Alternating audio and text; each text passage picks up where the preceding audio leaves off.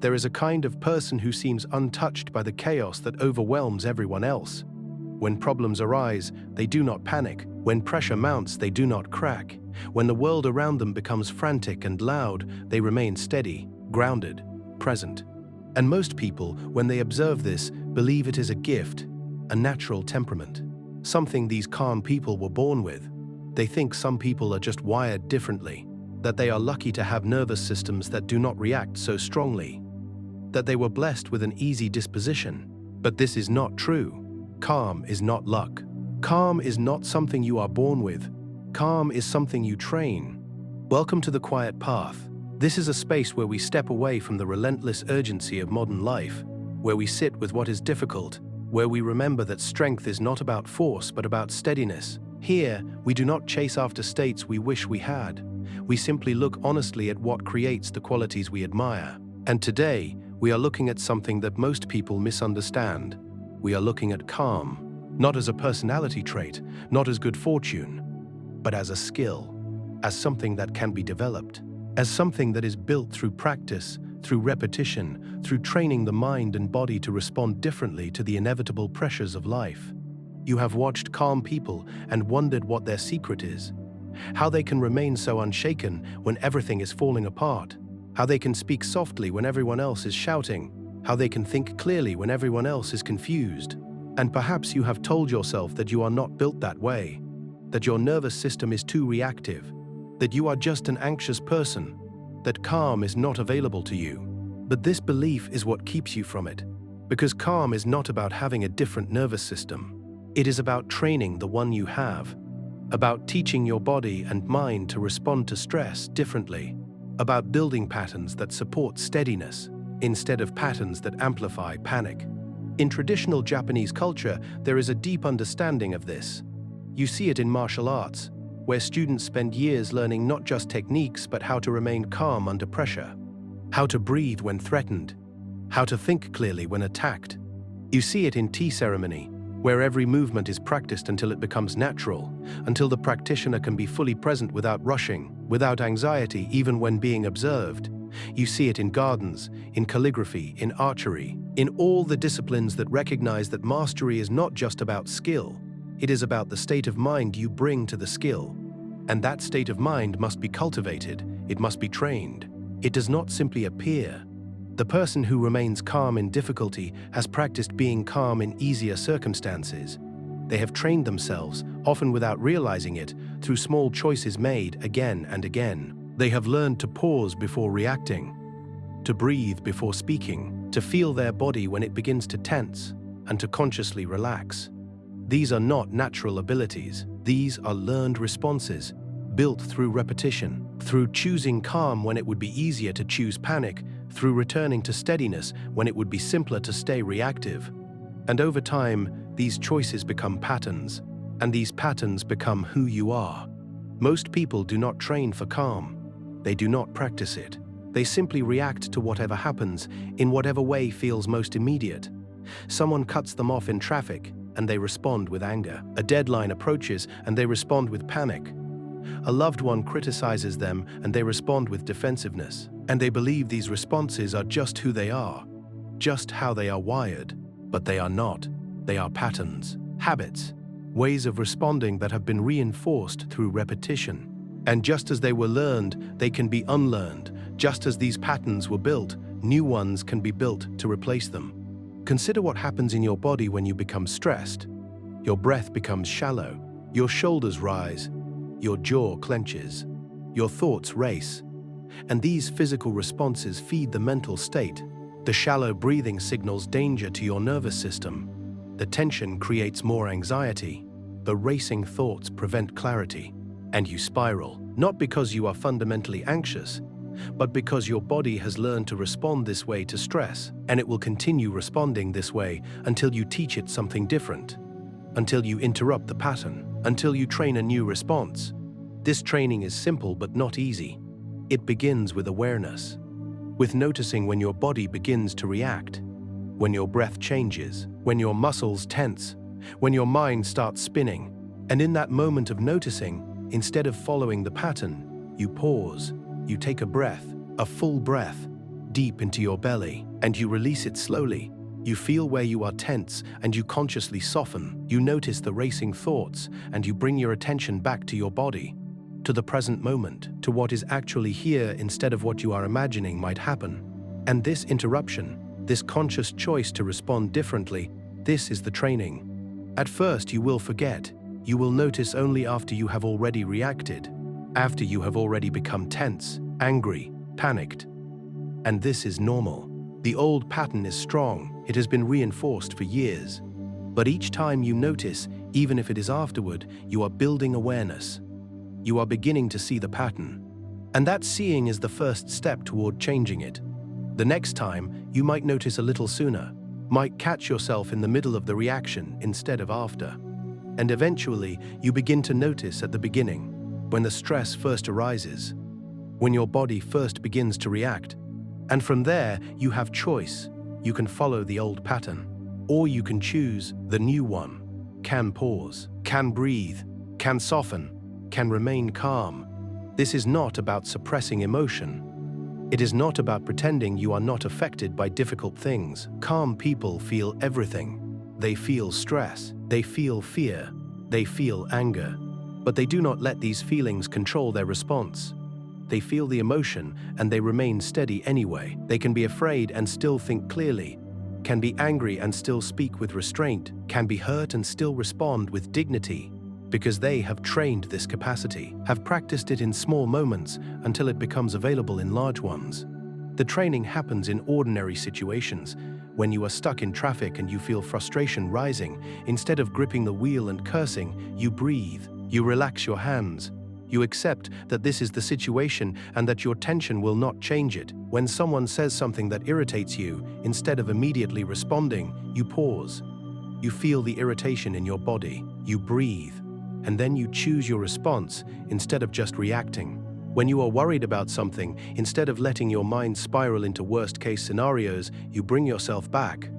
You notice you are worrying. You acknowledge the concern, and then you return your attention to what you can actually do right now, to what is real instead of what is imagined. These small practices accumulate.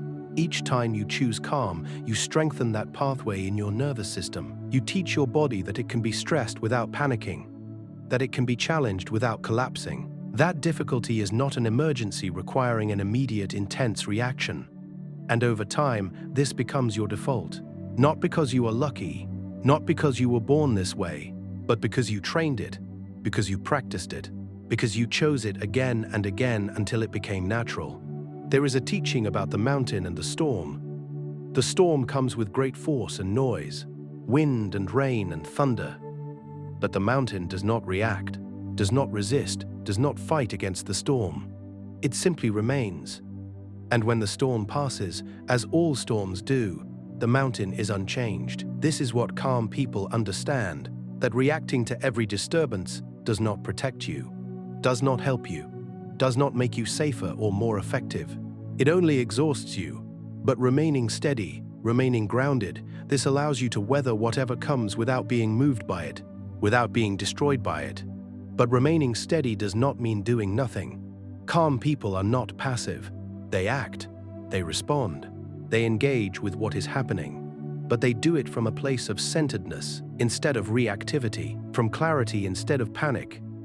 And this makes their actions more effective, more precise, because they are not wasting energy on internal chaos. They are not clouded by overwhelming emotion. They can see what needs to be done and they can do it, without drama, without fuss, just clear, calm action. This clarity is what makes calm people seem so capable. It is not that they have fewer problems. It is not that they face less difficulty. It is that they respond to difficulty differently. They do not amplify it through panic, do not make it worse through resistance. They simply meet it, deal with it, and move forward. And this is available to you, not because you need to become a different person, but because you can train the person you are, can teach your nervous system new responses, can build new patterns, can practice calm until it becomes your nature. The practice is patient. It does not happen overnight. You will not wake up tomorrow suddenly calm in all situations, but you will begin to notice moments of choice, small opportunities to respond differently. And each time you take one of those opportunities, each time you choose to breathe instead of react, to soften instead of tense, to pause instead of rush, you are training. You are building the capacity for calm. And that capacity grows, not through dramatic transformation, but through quiet, consistent practice. People often ask how long it takes, how much practice before you become a calm person. And the answer is that it is not about reaching some final state, it is about the practice itself, about continuing to choose calm, continuing to train your responses. Even calm people have moments of reactivity, moments when they are overwhelmed, moments when they lose their center, but they know how to return. They have practiced returning, and so they do not stay lost. They come back, again and again. And this returning is the practice. This is what makes them calm, not the absence of difficulty, but the ability to find their ground again after being shaken. You might think this sounds exhausting, that having to constantly monitor your responses and choose differently would be too much effort, but it is the opposite. What is exhausting is being reactive, being tossed around by every emotion, being controlled by every stressor, living in a state of constant internal chaos. That drains you. That wears you down. That leaves you depleted. But training calm, while it requires attention at first, eventually becomes effortless, becomes natural. And the life you live from that place of calm is far less exhausting than the life you live from reactivity, because you are no longer fighting, no longer resisting, no longer at war with yourself and the world. You are simply present, steady. And that takes far less energy than panic ever did. There is also the matter of environment. Calm people often structure their lives in ways that support calm. They are not constantly exposing themselves to chaos and then trying to remain steady in it. They choose, when possible, to reduce unnecessary stress, to create spaces of quiet, to protect their energy, to say no to things that will deplete them. This is not avoidance. This is wisdom, recognizing that you have limits, that your nervous system needs rest, that you cannot be constantly activated and expect to remain calm. And so they create conditions that make calm easier, that support the training instead of undermining it. But even with good conditions, difficulty will come, challenges will arise. And this is where the training proves itself. When everything is falling apart around you and you can still breathe, still think, still respond with clarity and presence. This is not because you are lucky, not because you were born special, but because you trained for this, because you practiced in smaller moments until you had the capacity for larger ones. And this capacity, this ability to remain steady when everything is unstable, this is one of the most valuable things you can develop, because it affects everything: your work, your relationships, your health, your peace. Everything improves when you can remain calm. So the invitation is clear. Stop believing that calm is something other people have and you do not. Stop waiting to feel naturally calm before you start practicing it. Begin now. In small ways, notice when you become reactive and choose differently. Breathe when you would normally hold your breath. Soften when you would normally tense. Pause when you would normally rush. And do this not once but repeatedly. Make it a practice. Make it part of how you move through your day. And watch what happens. Watch how your capacity grows. How situations that once overwhelmed you become manageable. How you begin to trust yourself because you know you can remain steady. How your life becomes calmer, not because it contains less difficulty, but because you have trained yourself to meet difficulty differently. This is not a promise of perfection. You will still have hard days. You will still be reactive sometimes. You will still lose your calm, but you will also have something you did not have before: a practice, a way back, a set of tools that actually work. And you will know that calm is not luck. It is not a gift you were denied. It is a skill. And like any skill, it can be learned, can be trained, can be yours if you are willing to practice it. If you found something here that changes how you see calm, I invite you to like this video and subscribe to The Quiet Path. Not because you need more information, but because this space exists for those who are ready to stop wishing they were different and start training what is actually trainable. For those who understand that calm is not magic, it is practice. And perhaps what helped you begin your own training today will help someone else tomorrow who has been believing calm was never meant for them. Walk slowly, see clearly, I'll see you again on the quiet path.